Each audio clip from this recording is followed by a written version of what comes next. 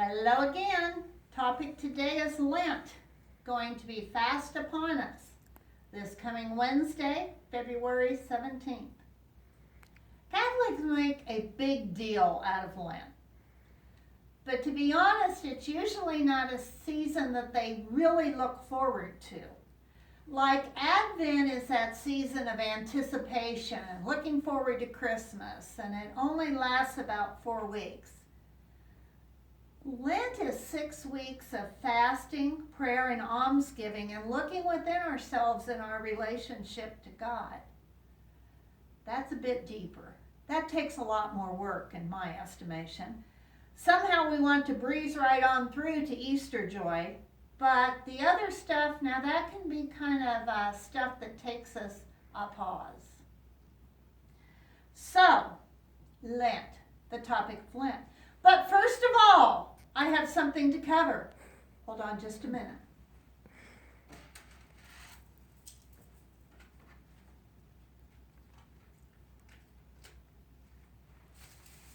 It's Mardi Gras time!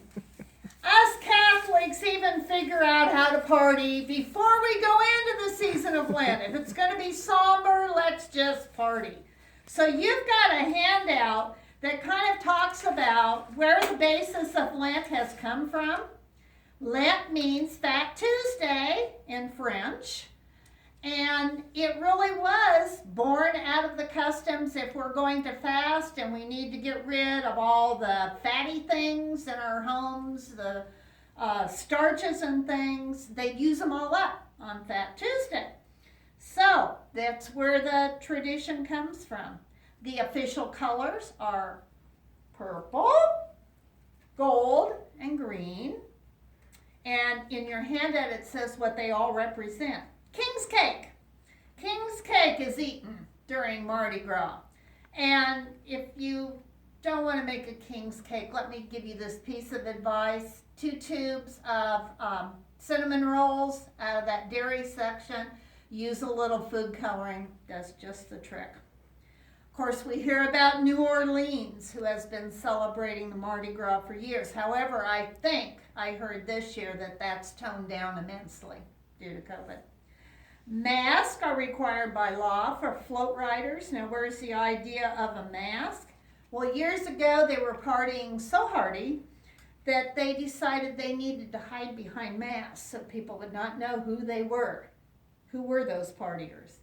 And the beads have been a tradition for years, and they throw them from the floats, and you collect your beads.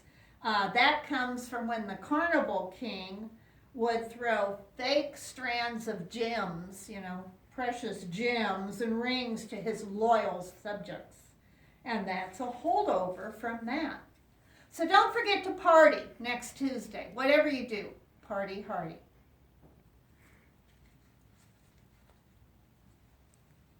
Now back to Lent. Let me get all the party out.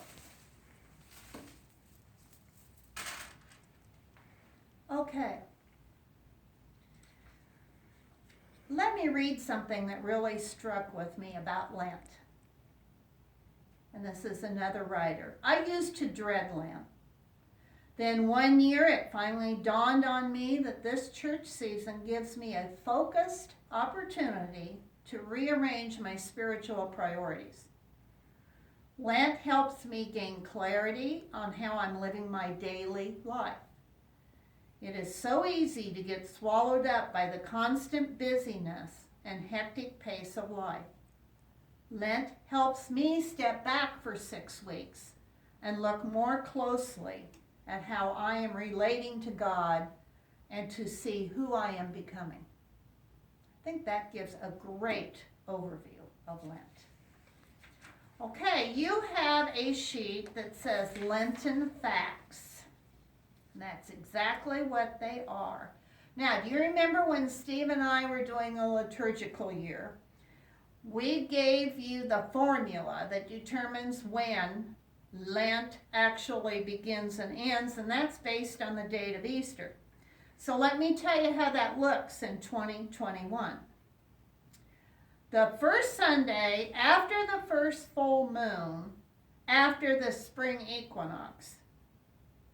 The first Sunday is March 28th the first Sunday is Easter. After the first full moon, which is March the 28th, after the spring equinox, which is March 20th in 2021. Now, the 40 days calculation. That's interesting. And I tried to explain it on your Lenten fact sheets. Lent kind of evolved. It started out as 3 days, and then a week, which we kind of look at Holy Week, and then it went to 3 weeks, and then it went to the 40 days.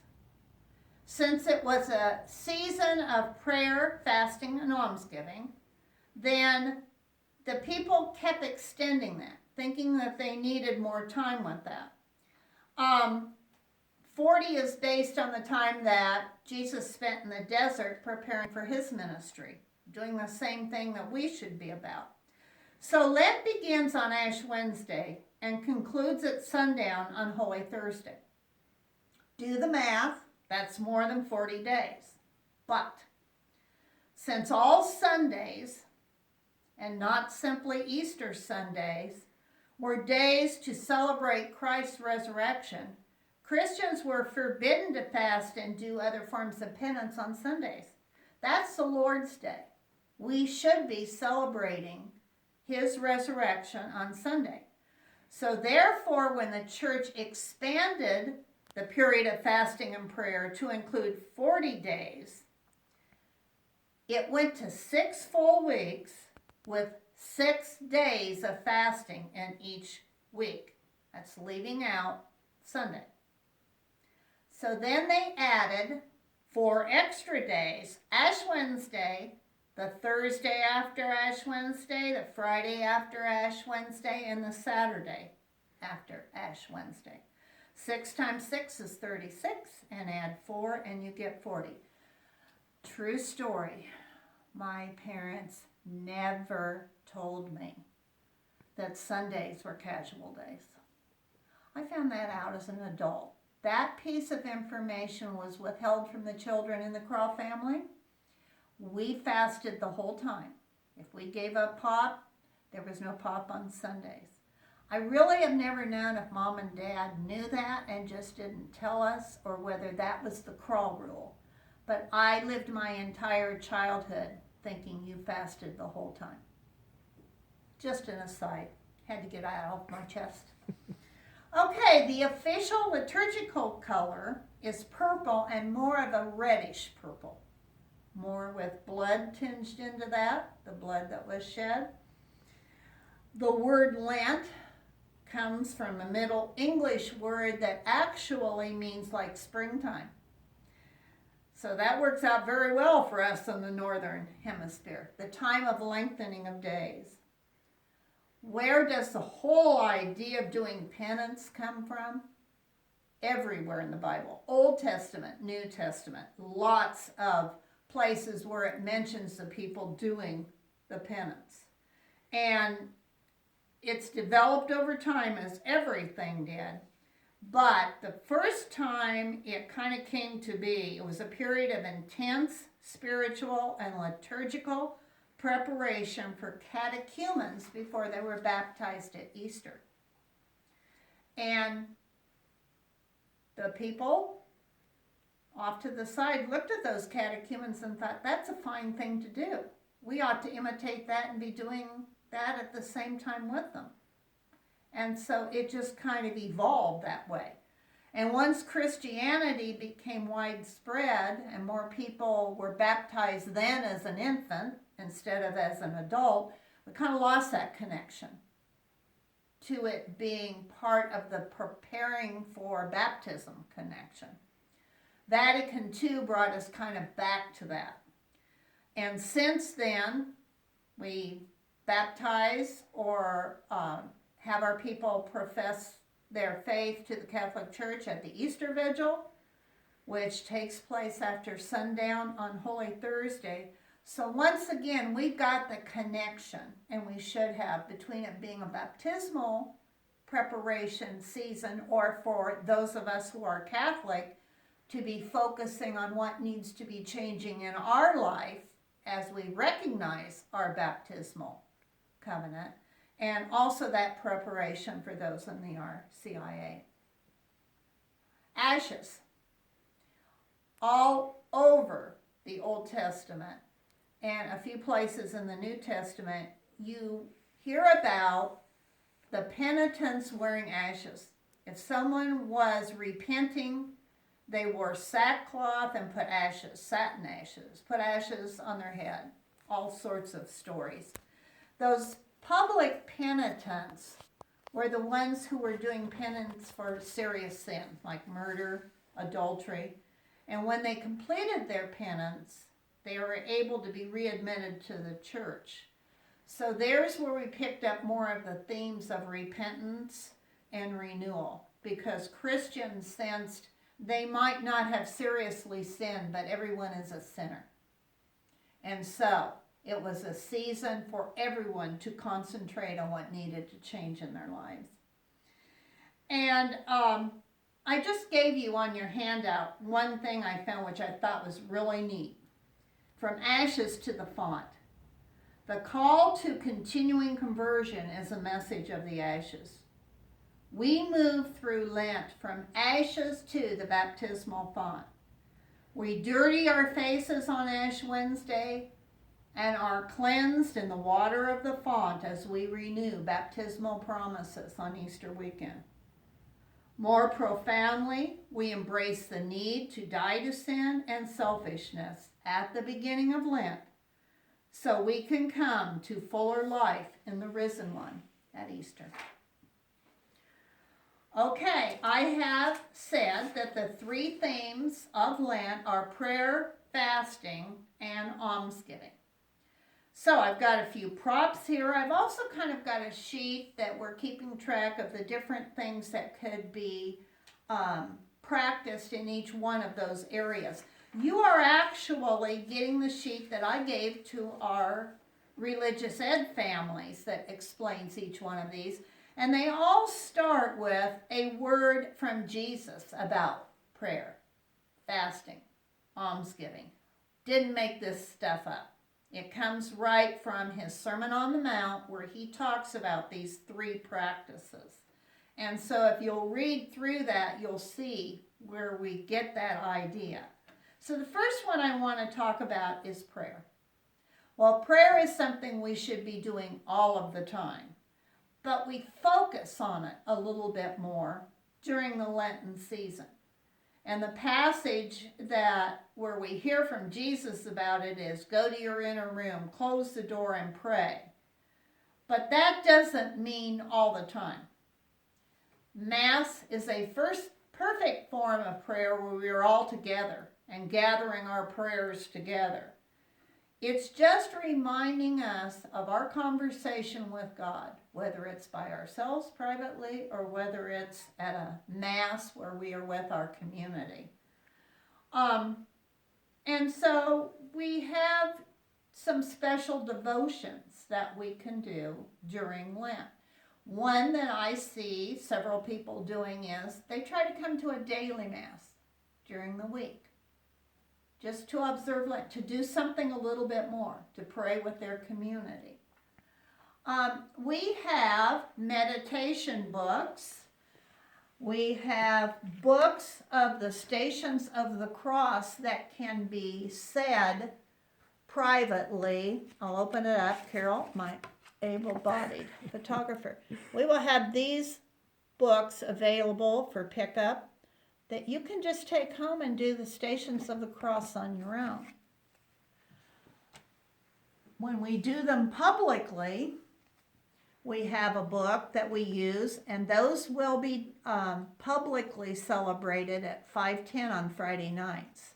And there's a part for the priest to say as he travels the stations and our response to it. So the Stations of the Cross are a very special Lenten devotion. And next week, it was too much for this week, I'm going to kind of talk about the basis of where we get that idea. It kind of goes clear back to the Holy Land.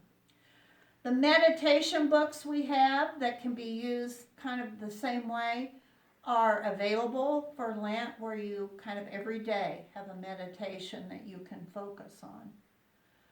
It's pretty common for Catholics to go to the Sacrament of Reconciliation, and Father's going to offer times for that. We would normally have a time where we do a communal reconciliation service. Now, that doesn't mean we confess our sins publicly. It means that we come together privately, confess our sins, but we do some prayers in common. But we can't do that this year. So it'll be private confessions. Another couple of things I want to tell you about is I'm going to do a couple of Lenten studies this year.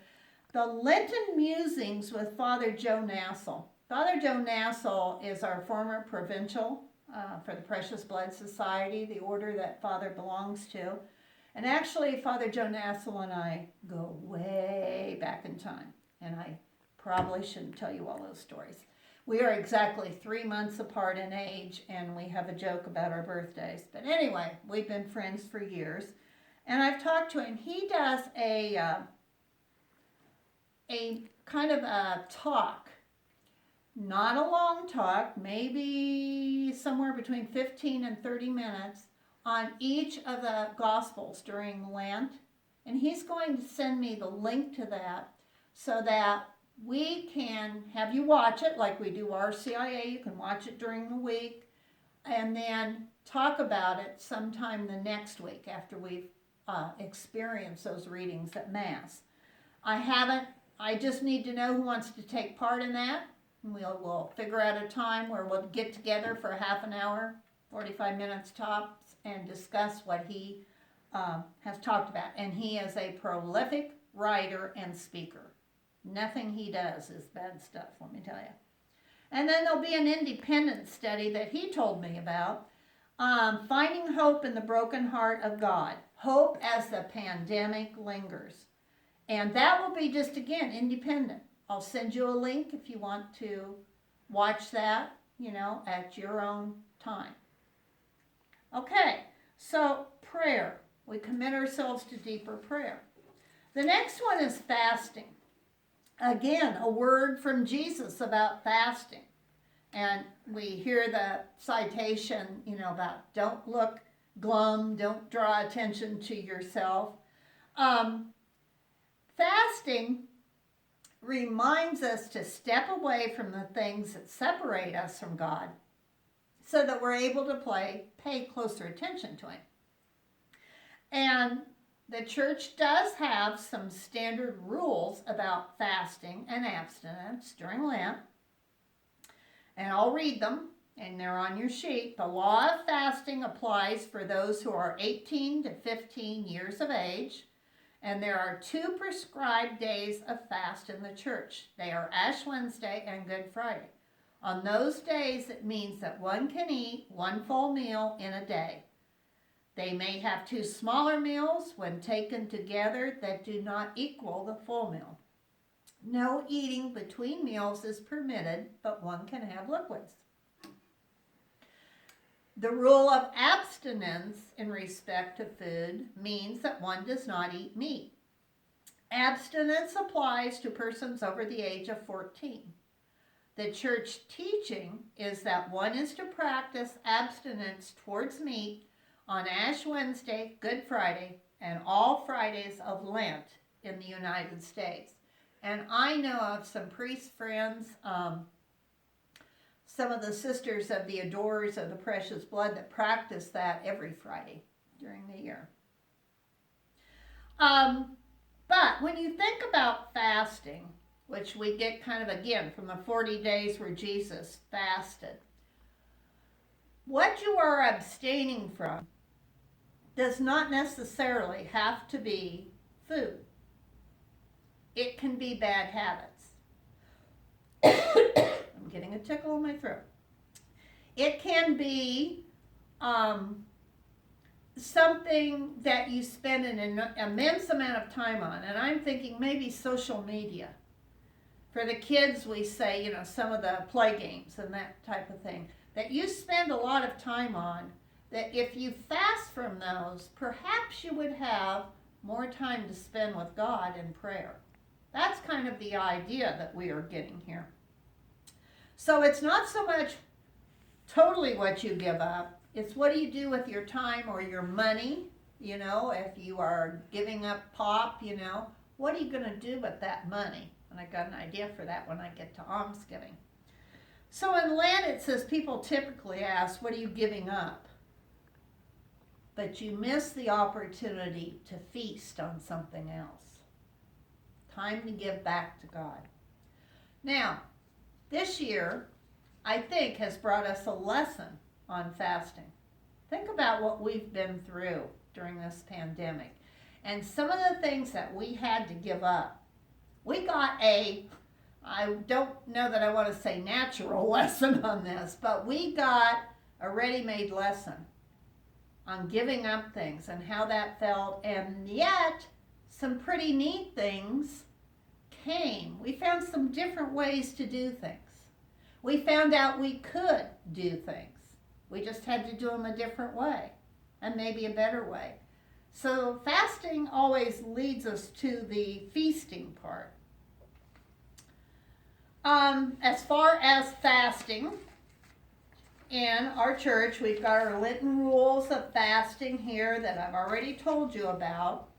And then fasting always links very well with the third discipline, which is almsgiving. So your sheet on almsgiving, a word from Jesus about almsgiving. And we hear about that. And again, don't toot your horn, I'm giving this, I'm giving that.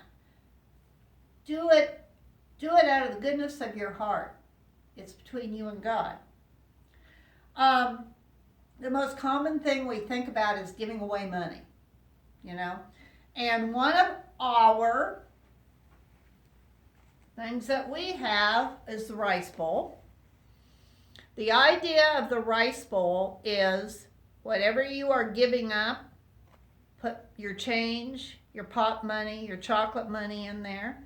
Or if you're fasting, eating smaller meals, put some money in there. Or just plain put some money in there. I know I've got a real good friend who empties their pockets every night. All that loose change goes in there.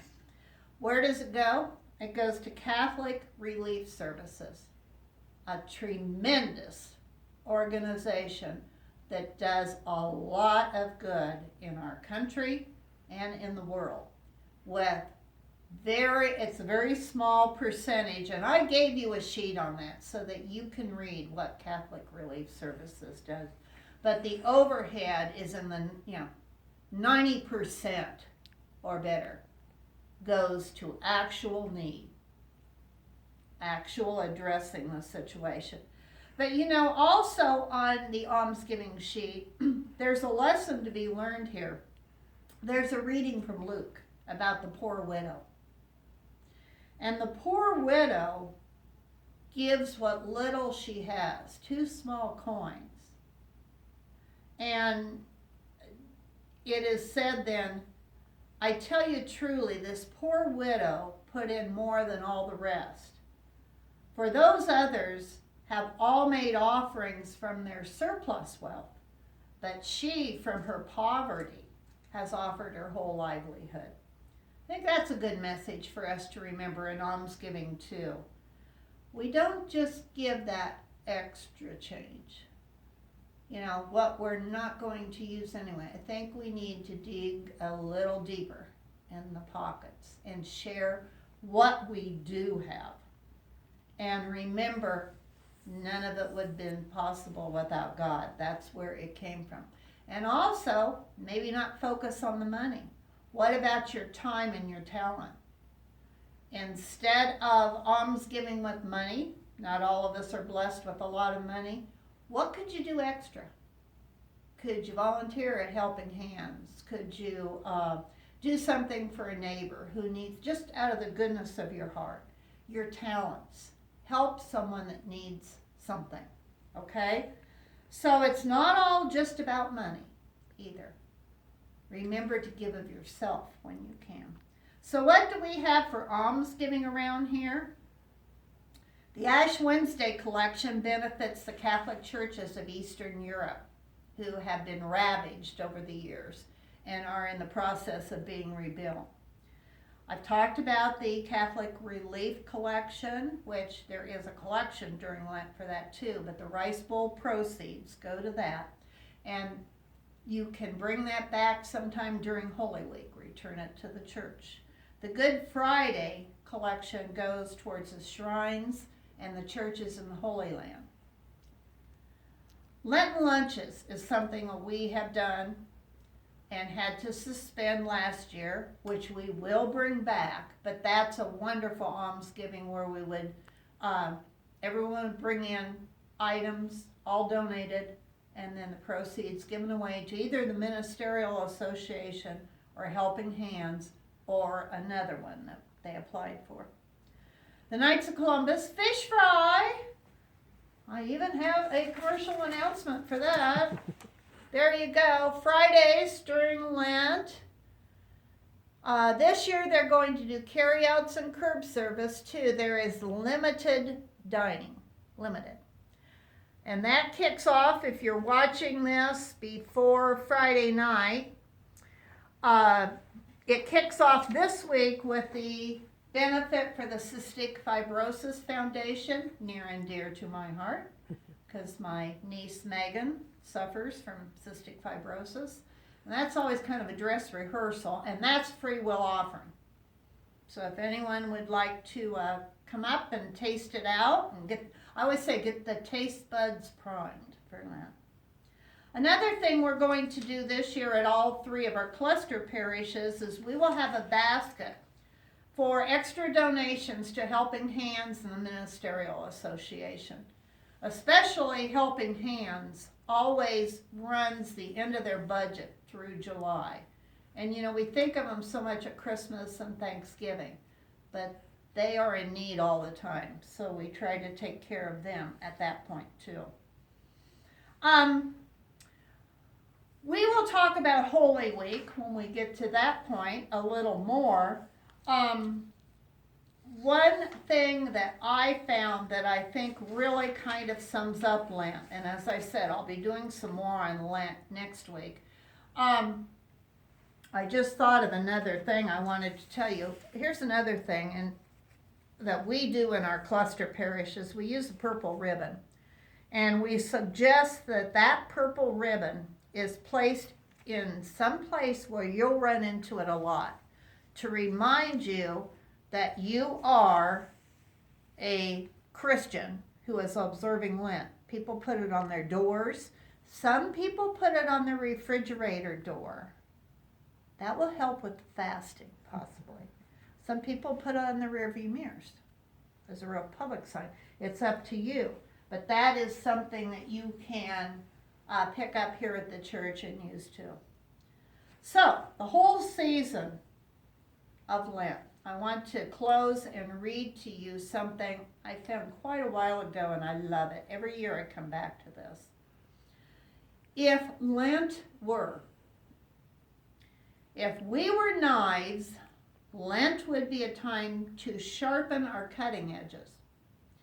If we were cars, Lent would be a time for an oil change and a tune-up. If we were swimming pools, Lent would be a time to filter the dirt out of the water. If we were gardens, Lent would be a time to fertilize our soil and dig out our weeds. If we were carpets, Lent would be a time to get power cleaned. Got that, Alex? If we were VCRs, this is a little dated, okay? Lent would be a time to clean our heads and adjust our tracking. If we were computers, Lent would be a time to overhaul our disk drive. If we were highways, Lent would be a time to repair our cracks and fill our chug holes. If we were TVs, Lent would be a time to adjust our focus and our fine tuning. If we were silverware, Lent would be time to clean away all the tarnish. If we were batteries, Lent would be a time to get recharged. But we are none of these things. We are people who sometimes do wrong things. We need to atone for them. We are people who sometimes grow spiritually lazy. We need to get back into shape. We are people who sometimes become selfish. We need to stretch out of our narrowness and begin giving again. We are people who sometimes lose sight of our purpose on earth and the immense promise within us. We need to regain our vision. And because we are also people who sometimes tend to put these things off, we need a special sort of official time to concentrate on doing them. So there you go. The first observance you will have, or the opportunity for, would be on Ash Wednesday. Remember that the Ash Wednesdays are created from the burning of the palms from the year before. And we just had a meeting this morning where we're figuring out how we're going to actually do that this year. And it'll be a surprise, okay? You'll see. But yes, we will have our Ash Wednesday services and we will begin Lent, February 17th.